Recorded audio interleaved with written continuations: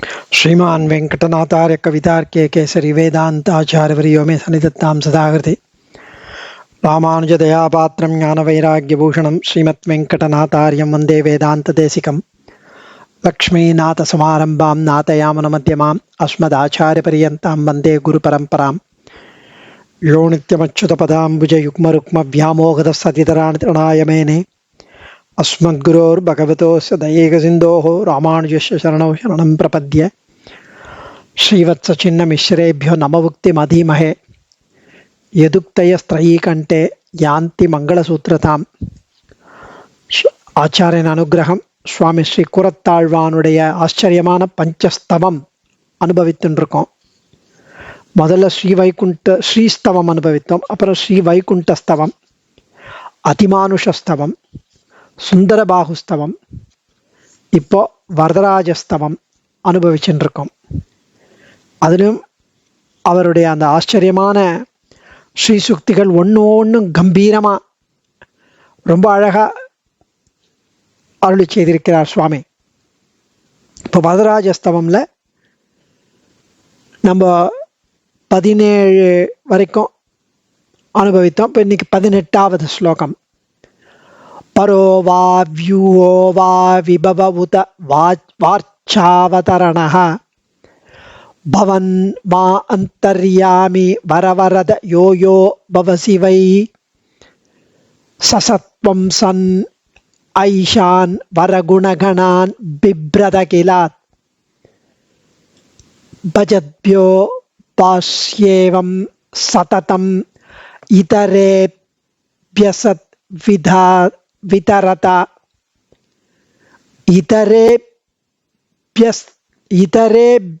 விதரத இதரேபியஹ து இதரத. இதரேபியஹ அப்படின்னா உம்மை அடையும் பாக்கியம் இழந்த இதரர்கள், மற்றையோர்கள். உம்மை அடைய பாக்கியம் இழந்த இதரர்கள், மற்றவர்கள். இதரதா ஒன்றுமில்லாத ஜட பிரம்மமாக ஆகிவிட்டார்கள். ஸோ இதை பரோவா வியூஹோவா விபவ உத வார்ச்சாவதரணः பவன்வா அந்தர்யாமி வரவரத யோயோ பவசி வை சசத்வம் சந்தைசான் வரகுணகணான் பிப்ரதகிலான் பஜத்யோபாஸ்யேவம் சததமிதரேப்யஸ்விதரதா. அதாவது வரம் கொடுக்கும் பெருமானே, வரதனே, வரவரதா, சிறந்த கல்யாண குணங்கள் எப்போதும் எந்த நிலையிலும் உமக்கிருக்கு. அனந்த கல்யாண குணங்கள், சிறந்த கல்யாண குணங்கள், அது பரமா இருக்கட்டும், வியூகமா இருக்கட்டும், விபவமா இருக்கட்டும், அர்ச்சையா இருக்கட்டும், அந்தர்யாமியா இருக்கட்டும், ரூபமா இருக்கட்டும், உன்னிடமே அந்த கல்யாண குணங்கள் உள்ளன. அவற்றுடன் அந்த கல்யாண குணங்களுடன் ஆஸ்ரிதருக்கு நீ விளங்குகிறாய். ஆனா இதரர்களுக்கு அப்படி இல்லை. நீர் குணமற்ற ஜட பிரம்மமாக ஆவாய் போலும். இதரர்களுக்கு உம்மை அடையும் பாக்கியம் இழந்த மற்றையோருக்கு ஒன்றுமில்லாத ஜட பிரம்மமாக ஆகிறீர் என்கிறார் சுவாமி. சிறந்த வரங்களை தர வரதனே, தரவல்ல தரக்கூடிய சக்தி வாய்ந்த வரதனே, உன் சிறந்த கல்யாண குணங்கள் யாவும் நீ பரவாசுதேவனாக இருந்தாலும், நீ வாசுதேவ சங்கர்ஷண பிரத்யும்ன அனிருத்த வியூக ரூபங்களில் இருக்கையிலும், நீ எந்த விபவாவதாரம் எடுக்கையிலும், நீ எந்த அர்ச்சாவதாரம் தோன்றி இருக்கையிலும், எந்த அர்ச்சாவதாரத்துல இருந்தாலும், அதே போல நீ அந்தர்யாமி ரூபத்தில் இருக்கையிலும் கூட, நீ எதில் இருக்கையிலும் உன்னிடமே உள்ளன இந்த கல்யாண குணங்கள். இப்படி சர்வ கல்யாண குண விசிஷ்டனாகவே நீ எப்படியிலும் எப்போதும் எங்கும் விளங்குகிறாய். எப்போதுமே இப்படி. இது உன் ஆஸ்ரிதருக்கு அப்படின்னு தான் சொல்லணும். அனாஸ்ரிதருக்கு நீ சூன்யனாக காட்சியளிப்பாய். குணமே இல்லாத நிர்குணன், குணசூன்யனாக தோற்றமளிக்கிறாய் அவர்களுக்கு. எவர்களுக்கு? அனாஸ்ரிதர்களுக்கு, உன்னை ஆசிரயிக்காதவர்களுக்கு. ஸோ விபவ அவதாரங்களில் சொல்லத்தக்கது ஒன்றுண்டு. 2 வகைகள். கவுனம் முக்கியம். அதாவது கவுனம் ஆவேச அவதாரம். உதாரணம் பரசுராமன், இதுல ஸ்வரூபாவேசம் நிகழ்வது பரசுராம அவதாரத்தில். பரசுராமன் சரீரத்தில் தன் அசாதாரண விக்கிரகத்தோடு ஆவேசிக்கை. அதே மாதிரி சிவன் பிரம்மா, அதுல பிரம்மா சிவன் இவர்களுக்கு தம் கடமையை செய்வதற்காக பெருமான் தன் சக்தி மாத்திரத்தால் அதை கொஞ்சம் சக்தியோட ஒரு துளி இம்மி அளவு அவர்களுக்கு கொடுத்து அவர்களுக்கு டெலிகேட் பண்ணி இந்த மாதிரி. ஸோ அவர்களும் ஒரு ஜீவாத்மா. இது சுவாமி தேசிகனால் கீதார்த்த சங்கிரக ரட்சையில் ஸ்லோகம் 13 கீழ் எடுத்து தரப்பெற்றது.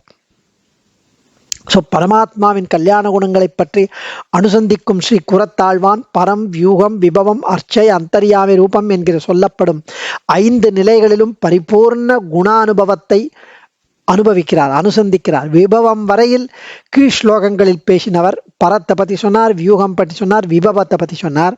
இங்கே அர்ச்சையாக ஆயிரக்கணக்கான ஆலயங்கள் தோன்றிய அதில் விளங்குகிற அந்த திவ்யமங்கள விக்கிரக திருமேனிகளிலும் யோகியர் ஹிருதயத்தில் உள்நோக்கு பார்வையால் தரிசிக்கப்படுகிற சேத்தனங்கள் எல்லாவற்றிலும் உள்ள ஹிருதய கமலத்தில் சூட்சமமாக இருக்கும் அந்தர்யாமி ரூபமாக சதா விளங்குகிறதாலும் பிரம்மம் உள்ளதை சொல்கிறார் சுவாமி. எந்த நிலையில் நீ இருந்தாலும் உனது ஷட்குணங்களும் உன்னிடமே நிலைத்து நிற்கிறது. இது எந்த நிலையிலும் எந்த காலத்திலும் மாறாத நிலை. இப்படி நீ உள்ளது உன்னை ஆசிரயித்து இருப்பவர்கள் அனுசந்தித்து ஆனந்திக்குவதற்காகவே. அவர்கள் தயை, அவர்கள் வாத்சல்யம், க்ஷமை போன்ற உன்னுடைய கல்யாண குணங்களால் எப்போதும் ஹிதம் பெறுவதற்காக, உபாயத்தை அறிவதற்காக, உன்னுடைய அந்த கல்யாண குணங்களால் நெகிழ்ந்து உன் திருவடியை சேர்வதற்காக அவர்களுக்கு உன்னிடம் இத்தகைய கல்யாண குணங்கள் அளவில்லாது விளங்குவது புரிகிறது, ஸ்புரிக்கிறது. உன்னை அண்டாதவர்களுக்கோ இவை உன்னிடம் உள்ளதே தெரியவில்லை. இந்த குணங்கள் அவர்கள் உன்னை குணசூன்யன், குணங்கள் அற்றவன், நிர்குண பிரம்மம் என்கிறார்களே என்று சுவாமி அப்படி அங்கலாய்க்கிறார். பரோவா வியூஹோவா விபவவுத வார்ச்சாவதரணா பவன்வா அந்தர்யாமி வரவரத யோயோ பவசிவை சசத்வம் சன் ஐஷான் வரகுணகணான் பிப்ரதகிலான் பஜத்யோ பாஸ்யேவம் சததமிதரே விதரதா. வரவரதா, சிறந்த வரங்களை அளிக்கும் அருளாழி பெருமானே, துவம் தேவரீர், பர வா ஸ்ரீவைகுண்டத்தில் பரவாசுதேவனாக இருந்தாலும், வியூஹோவா திருப்பார்க்கடத்தில் வாசுதேவ சங்கர்ஷண அனிருத்த பிரத்யும்ன வியூக நிலையில் இருந்த போதிலும், உத அல்லது விபவ பவன்வா பத்மநாபாதிகளான விபவாவதாரமாக இருந்த போதிலும், அர்ச்சாவதாரண பவன்வா ஸ்ரீரங்க திவ்ய தேசங்களில் அர்ச்சையாக எழுந்தள்ளி இருப்பினும், அந்தர்யாமிவா எல்லார் உள்ளத்திலும் நியமிக்கும் இறைவனுமாய் இருந்த போதிலும், ய ய பவசிவை மேலும் எந்தெந்த நிலையை மேற்கொண்ட போதிலும், ச ச சன் அந்தந்த படிக்கே இருந்து கொண்டு, ஐஷான் ஈசனாக உனக்கே அமைந்த அகிலான் வரகுணகனான் முற்றிலுமான உயர்ந்த கல்யாண குணங்களை பிப்ரத் தாங்கிக் கொண்டு, பஜத்யகா தேவரீரை ஆசிரயித்தவர்களுக்கு பாசி நன்கு வழங்குகிறேன், நன்கு விளங்கி வருகிறேன். பஜத்யோ பாசி இதரேபியா து இதரதா அசி. உம்மை அடையும் பாக்கியம் இழந்த மற்றையோருக்கு ஒன்றுமில்லாத ஜட பிரம்மமாக ஆகிறீர் அசி. எம்பெருமான் அனந்த கல்யாண குண விசிஷ்டன் என்பதை முதலில் நிலைநாட்டினார்.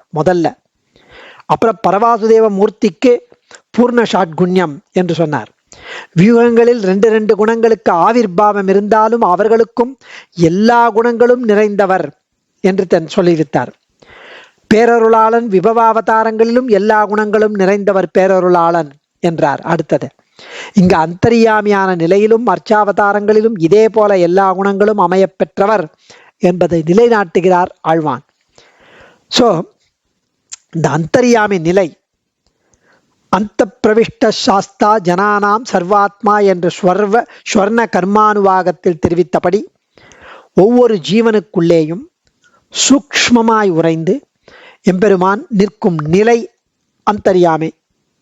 அந்தர்யாமி பிராமணமும் இதை யமோ வைவஸ்வதோ ராஜா யஸ்தவைஷ இதி ஸ்திதः சர்வஸ்ய சாகம் இதி சந்நிவிஷ்டः என்பதிலிருந்து இது தெரிகிறது. நம்மாழ்வார் திருவாய்மொழியில 8ஆம் பத்தி 8ஆம் பதிகம் முதல் பாசுரத்தில் இந்த அந்தர்யாமி ஸ்வரூபத்தை ஆழ்வார் ரொம்ப ஆச்சரியமாக காட்டி கொடுக்கிறார். கண்கள் சிவந்து பெரிய வாயாய் கண்கள் சிவந்து பெரிய வாய், வாயும் சிவந்து கனிந்து, உள்ளே வெண்பல் இலகு சுடர் இலகு விலகு மகர குண்டலத்தன், கொண்டல் வண்ணன் சுடர்முடியன், 4 தோழன் குனிஷார்ங்கன், ஒன் சங்கதை வாழ் ஆழியான், ஒருவன் அடியேன் உள்ளானே அப்படின்னு அந்த மாதிரி எப்படி இருக்கான் அந்த அவன்? ஒன் சங்கதை வாழ் ஆழியான், பஞ்சாயுதங்களை ஏந்தி கொண்டு, கொண்டல் வண்ணன் நீலமேக சியாமலனாய், மகர குண்டலத்தன் சுடர் இலகு விலகு மகர குண்டலத்தன், வெண்பல் இலகு, கண்கள் சிவந்து பெரிய வாய், வாயும் சிவந்து கனிந்து, உள்ளே வெண்பல் இலகு சுடர் இலகு விலகு மகர குண்டலத்தன்.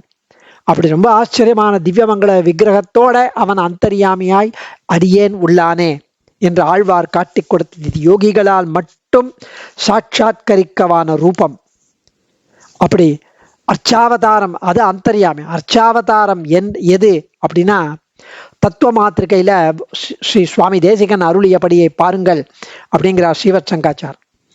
அர்ச்சாவதாரமாவது தமருகந்தது எவ்வுருவம் அவ்வுருவம் தானே, தமருகந்தது எப்பேர் மற்ற இப்பேர் அப்படின்னு பொய்கை ஆழ்வார் சொன்னபடி, நெஞ்சினால் நினைப்பான் எவனவன் ஆகும் நீல்கடல் வண்ணனே அப்படின்னு திருவாய்மொழியில நம்மாழ்வார் சொன்னபடி, ஸ்வயம் வியக்த திவ்ய ஆருஷ மானுஷ வைஷ்ணவ ஸ்தானங்களிலே சர்வ சகிஷ்ணுவாய், அர்ச்சக பாரதந்திரியத்திற்கு எல்லை நிலமாய், சேஷசேஷி பாவ சபலமாய், பூமௌ கதம் பூஜையர்த்தாம் பிரமேயம் என்று தானே அருளி செய்த ரூபம் அந்த அர்ச்சாவதார ரூபம்.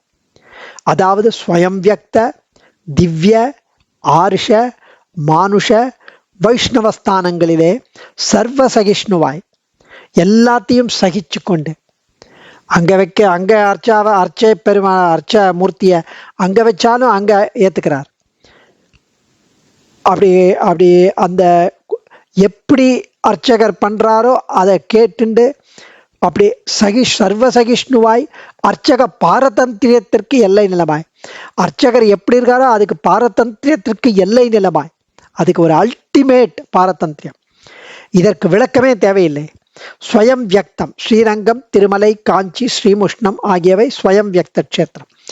திவ்யம், சித்த புருஷர்களின் ஆராதனத்தில் இருந்த அப்ராகிருதமான திருமேனியை அவர்கள் ஸ்ரீவைகுண்டம் சென்ற போது பிரதிஷ்டை செய்தது திவ்யம். திருமழிசை போன்றவை திவ்யஸ்தலங்கள். ஆருஷம், ரிஷிகள் தங்கள் ஆராதன மூர்த்தியை ஸ்தாபித்து சென்றது ஆருஷம். அல்லது தங்களை அனுகிரகிக்க எம்பெருமான் எழுந்தருளினபடி பின்புள்ளாரும் சேவிக்க அப்படியே சேவை சாதிக்க வேண்டும் என்று அவர்கள் வேண்ட ரிஷிகள் அப்படியே அவன் எழுந்தருளி இருக்கும் நிலை ஆருஷம். திருக்கோவலூரும் போன்ற திவ்ய தேசம் போல. மானுஷம், ஒரு மனுஷனின் பரமபக்திக்கு எம்பெருமான் தாழ்ந்து அர்ச்சாவதாரமாய் சேவை சாதிக்கும் நிலை பாண்டுரங்கம் போன்ற க்ஷேத்திரங்கள். வைஷ்ணவம், மிஸ்ர யாஜிகளான அரசர்களோ அல்லது பிரபுக்களோ ஸ்தாபித்த ஆலயங்களை விட சுத்த ஸ்ரீ வைஷ்ணவர்களால் ஆராதிக்கப்பட்ட அவர்களால் ஸ்தாபிக்கப்பட்ட க்ஷேத்திரங்கள் வைஷ்ணவம். ஸ்ரீ மதுராந்தகம், ஸ்ரீ பெரும்பூதூர் போன்றவை. இப்படி பரவியூக 5 நிலைகளிலும் தேவப்பெருமாளுக்கு பூர்ண ஷாட்குண்யம் உண்டு என்று சொல்கிறார் கூறத்தாழ்வான். எம்பெருமானை ஆசிரயிக்க வாய்ப்பு பெறாத பாப்ப ஆத்மாக்களுக்கு அது விளங்காது என்கிறார். இதையும் நம்மாழ்வார் தெரிவிக்கிறார். மெய்யனாகும் விரும்பி தொழுவார்க்கெல்லாம், பொய்யனாகும் புறமே தொழுவார்க்கெல்லாம், உளனெனில் உளன் என்றும் தெரிவிக்கிறார் நம்மாழ்வார். இப்படி பேரருளாளனை உள்ளபடி அறிய முடியாதவர்களின் தௌர்பாகியத்தை, அவர்களுடைய துர்பாகியத்தை வாயால் சொல்றது கூட கூசி போய் இதரர்கள் அப்படின்ட்டார். ஸ்ரீ கீதார்த்த சங்கிரக ரட்சையில் முன்னையே சொன்ன மாதிரி சுவாமி தேசிகன் இந்த ஸ்லோகத்தை எடுக்கிறார். இந்த பரவியூக விபவ அர்ச்ச அந்தரியாமி ரூபத்தை திருமழிசை பிரான் தெரிவிக்கிறாராம்.